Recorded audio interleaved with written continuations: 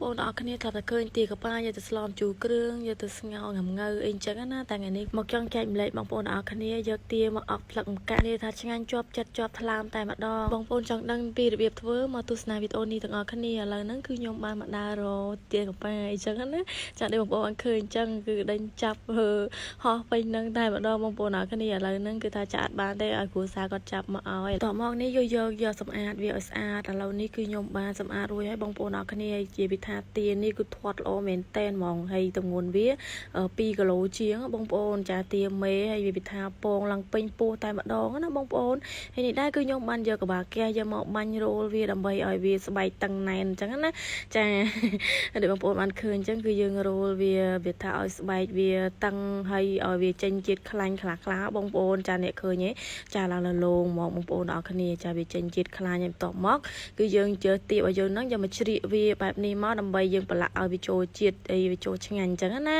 ចាហើយយើងទុកទាយើងទុកមួយឡាយទៅយើងមកដើររកស្លឹកម្កាក់ហើយស្លឹកម្កាក់នេះបងប្អូនអរគ្នានិយាយថាភ្លៀង1មេ2មេមកហ្នឹងនិយាយវាលាស់ខ្ចីល្អមែនតែនហ្មងណាហើយស្លឹកម្កាក់នេះគឺយើងត្រូវការរៀងមកល្មមគួរសមដែរបងប្អូនស្លឹកម្កាក់នេះគឺយើងប្រើវាយកទៅញាត់ជាមួយនឹងគ្រឿងក្នុងរបស់វាណាបងប្អូនយើងញាត់ដាក់ក្នុងពោះទាអញ្ចឹងណាបន្ទាប់ពីបេះរួចហ្នឹងគឺខ្ញុំបានចេញមកឃើញផ្លែមនល្អបងប្អូនអរគ្នាចាហើយក៏ឆ្លៀតបេះមួយតងពីរតងដើម្បីយកទៅផ្ញើកូនអញ្ចឹងណាបងប្អូនអរគ្នាចាហើយមននេះដែរគឺនិយាយថាក្តាប់ច្រើនហើយឥឡូវហ្នឹងវាក៏វាចង់ទុំទៀតដាក់មួយម៉ាត់ទៅនិយាយថាជួយញញហ្មងបងប្អូនចាហើយបេះមួយតងពីរតងនេះយកទៅផ្ញើកូនតែម្ដងហើយនេះគឺកូនមករត់តាមទេបងប្អូនបន្ទាប់ពីបេះស្លឹកម្កាក់រួចហ្នឹងឥឡូវយើងមកបន្តជាមួយនឹងកាត់សក្រីរបស់យើងហើយសក្រីនេះនិយាយថាដុសពេញវាពេញការនិយាយថាឪពុកខ្ញុំក៏ដាំបានច្រើនគុំមែនទែនបន្ទាប់ពីកាត់សក្រីរួចហ្នឹងយើងមកដើរតម្រង់រើផ្លែត្រប់និយាយទៅបងប្អូនយើងមកដើរបន្សំបន្លែសំនេះសំនោះហើយចាដល់ពេលយើងទៅធ្វើម្ហូបធ្វើអីហ្នឹងគឺយើងបានគ្រប់មុខហើយហ្នឹងយើងអង្គុយធ្វើតែម្ដងបងប្អូនហើយនេះគឺខ្ញុំបានដើរបេះត្រប់នៅមុខផ្ទះរបស់ខ្ញុំបងប្អូនអរគ្នាគឺផ្លែរៀងច្រើនដែរចាដូចខ្ញុំធ្លាប់បង្ហាញបងប្អូនអរគ្នារាល់វីដេអូមុនអញ្ចឹងនិយាយថាផ្លែត្រប់មួយឲ្យតែថាធ្វើម្ហូបដឹងតែឲ្យបងប្អូនហើយនេះគឺក៏ត្រប់មានពណ៌លឿងពណ៌ស្វាយពណ៌ខៀវមានតាំងពីទុំមានតាំងពីចាស់មានតាំងពីខ្ចីចាគឺមានគ្រប់ចម្រុះតែម្ដងបន្ទាប់ពីបេះត្រប់រួចយើងមកបេះជាមួយនឹងសណ្តែកគួរហើយសណ្តែកគួរនេះគឺនៅមុខផ្ទះចាគឺវាផ្លែរៀងច្រើនដែរបងប្អូនអរគ្នាចានិយាយទៅឲ្យតែថាធ្វើម្ហូបម្ដងដឹងអាមកដើរសំបន្លែពេញហ្នឹងចាហើយបន្លែហ្នឹងគឺនៅជុំវិញចកាហ្នឹងឯងបងប្អូនចាយើងដាំសឹងគ្រប់មុខណាចាឥឡូវនេះគឺយើងយកមកលាងទឹកជំរះវាឲ្យស្អាតទុកវាឲ្យស្រស់ទឹកម្លែកអញ្ចឹងណាហើយនេះដែរគឺមានស្លឹកម្កាក់របស់យើងហ្នឹងគឺយើងយកមកលាងឲ្យស្អាតទៅហើយមកបងប្អូនចាយើងប្រឡេះវាហូតវាយកទៅស្លឹកមកឥឡូវនេះគឺយើងមកដំគ្រឿងចាមានខ្ទឹមមានខ្ទឹមក្រហមខ្ទឹមសហើយមានម្ទេសមានអីណាបងប្អូនអរគ្នាហ្នឹងគឺយើងយកមកបុកគ្រឿងចាគ្រឿងនេះគឺមិនពិបាករកទេបងប្អូនអរគ្នាចាគឺងាយស្រួលមែនតែនមានខ្ទឹមក្រហមខ្ទឹមសមានម្ទេសក្រៀមម្ទេសស្រស់អីហ្នឹងបងប្អូនចាតាមចំណង់ចំណូលចិត្តបងប្អូនចង់ដាក់ម្ទេសស្រស់ច្រើនក៏បានម្ទេសក្រៀមច្រើនក៏បានដែរចាហើយនេះគឺយើងមកហាន់ជាមួយនឹងស្លឹកម្កាក់នេះបងប្អូនអាចបុកក៏បានហាន់ដូចខ្ញុំក៏បានដូចគ្នាចាឲ្យតែថាម៉ត់ចឹងណាចាហើយម្ដេចនេះដែរគឺចង់ដំក៏បានចង់វាយវាបែកក៏បានចង់ហាន់ច្រាំវាអីមិនក៏បានដែរបងប្អូនឲ្យតែថាវាម៉ត់យើងងាយស្រួលក្នុងការប្រឡាក់គ្រឿងជាមួយនឹងទីរបស់យើងចឹងណាបងប្អូនអរគ្នាហើយនិយាយថាគ្រឿងផ្សំគឺមិនពិបាករកទេស្លឹកក្រូចសើចហ្នឹងនិយាយថាអត់បានហ្មងឥឡូវហ្នឹងគឺគ្រឿងរបស់យើងបានបុករួចរាល់ហើយយើងក៏ហាន់គ្រឿងអីហើយចឹងចាយើងដាក់ចូលគ្នាមកបងប្អូនហើយយើងមកផ្សំគ្រឿងណាចាយើងមានប៊ីអំបិលប៊ីចេងស្ករចាដូចបងប្អូនបានឃើញហ្នឹងហើយនេះដែរគឺទឹកឃ្មុំចាទឹកឃ្មុំមានទឹកត្រីមានអីបន្តិចចឹងណាបងប្អូនចាយើងលាយផ្សំគ្នាជាមួយនឹងស្លឹកម្កាក់ហ្នឹងយើងច្បល់វាឲ្យវាចូលជាតិគ្នាណាបងប្អូនអរគ្នាហើយមានចាក់ជាមួយនឹងប្រេងឆាចាដើម្បីឲ្យវាមានខ្លាញ់ជាប់ជាមួយនឹងគ្រឿងរបស់យើងហ្នឹងហើយនិយាយទៅធំក្លិនឡើងឈ្ងុយតែម្ដងបងប្អូនហើយសក្រីដែលខ្ញុំដំនេះដែរគឺយើងដាក់ទ្រាប់ជាមួយនឹងបាតឆ្នាំងចាបាតឆ្នាំងរបស់យើងហ្នឹងដើម្បីយើងដាក់ទារបស់យើងកុំឲ្យជាប់ឆ្នាំងជាប់អីអញ្ចឹងណាបងប្អូនចាបន្ទាប់ពីយើងលាយគ្រឿងអីសពរួចហ្នឹងយើងយកទារបស់យើងយកមកប្រឡាក់ជាមួយគ្នាមកបង ប្អូនចាយើងលាយច្បល់ហើយប៉ាតវា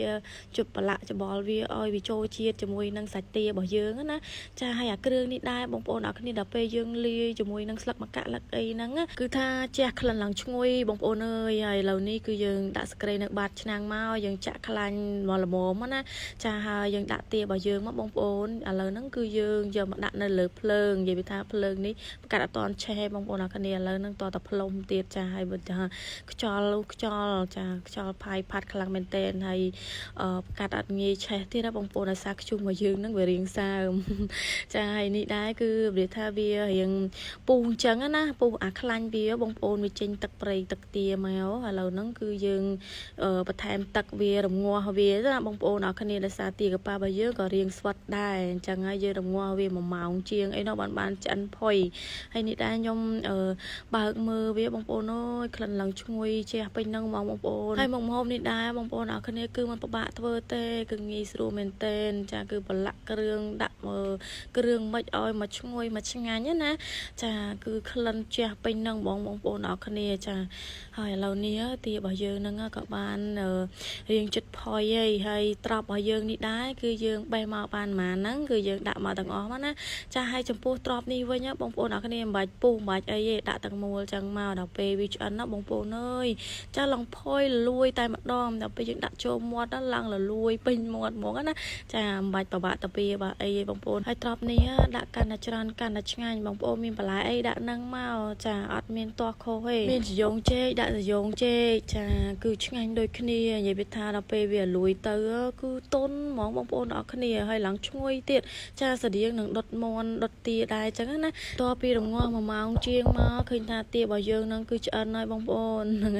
ហើយឡើងឈ្ងុយពេញហ្នឹងហ្មងចំពោះត្រប់វិញគឺតុនល្អតែម្ដងបងប្អូនអរគ្នាលើកមកឡើងថាឡើងឈ្ងុយហ្មងមើលទៅគួរឲ្យចង់ហែកហូបណាហ្នឹងហើយឥឡូវនេះគឺយើងលើកមកដាក់ហើយយើងស្រោចទឹកវាពីលើបងប្អូនអរគ្នានិយាយថាជាតិនោះជាតិហ្នឹងហើយហែកមកហ្នឹងនិយាយថាក្តៅផងអីផងចាហើយមានកបិតផងជួយចាហែកមកវាក្តៅបងប្អូនអរគ្នានេះក្លិនទៀតអូយឡើងឈ្ងុយពេញហ្នឹងសាច់ទានេះដែរអត់មានស្វិតទេគឺល្មមតែម្ដងបន្ទាប់ជាមួយនឹងបន្លែស្រស់ទៀតនិយាយថារត់តអែមហើយបងប្អូនអរគ្នាខាំម៉ាត់ហ្មងហើយសាច់នេះគឺល្មមឆ្ងាញ់បងប្អូនអរគ្នាហើយគ្រឿងរបស់ខ្ញុំគឺអត់មានបាក់ថែមថយទៀតទេចាគឺខ្ញុំដាក់តែម្ដងហ្នឹងគឺអត់មានបាក់ថែមគ្រឿងទៀតបងប្អូនអរគ្នាយើងលាយគ្រឿងមកល្មមរសជាតិគឺឡើងឆ្ងាញ់ហើយនិយាយពីថាស្លឹកម្កាក់វិញគឺអត់មានជាតិជូរវាចូលគ្រឿងបានល្អហើយឡើងឈ្ងុយទៀតបងប្អូនហើយយើងហែកសាច់តបជាមួយនឹងទឹកត្រីកោះកុងនិយាយថាជាតិហើយមួយចាននេះដែរគឺខ្ញុំយកឲ្យឪពុកក្មេកខ្ញុំបងប្អូនចាហើយឥឡូវនេះគឺថាគ្រឿងក្នុងរបស់វាសិតតពងបងប្អូនអើយហែកឡើងឈ្ងុយពេញនឹងបងប្អូនអរគ្នាអាចធ្វើញ៉ាំបានណាខ្ញុំជឿថាប្លែកមាត់ប្លែកអារម្មណ៍តែម្ដងញ៉ាំហើយជក់ចិត្តជក់មាត់ហ្មងមើលតែខ្ញុំទៅគឺថាហែកយកហើយបងប្អូនអើយអត់មានបណ្ណៃទេចាមួយជាមួយនឹងបន្លែស្រស់របស់យើងទៀតនិយាយថាជាតិហើយបងប្អូនអរគ្នាវីដេអូនេះគឺមានតែប៉ុណ្្នឹងទេហើយបើមានការកន្លែងណាត្រង់មិនសមរម្យអីបងប្អូនអរគ្នាអភ័យទោសឲ្យផងឥឡូវនេះវីដេអូហ្នឹងគឺមានតែប៉ុណ្្នឹងអរគុណច្រើនចាំជួបគ្នាក្នុងវីដេអូក្រោយបាយបាយ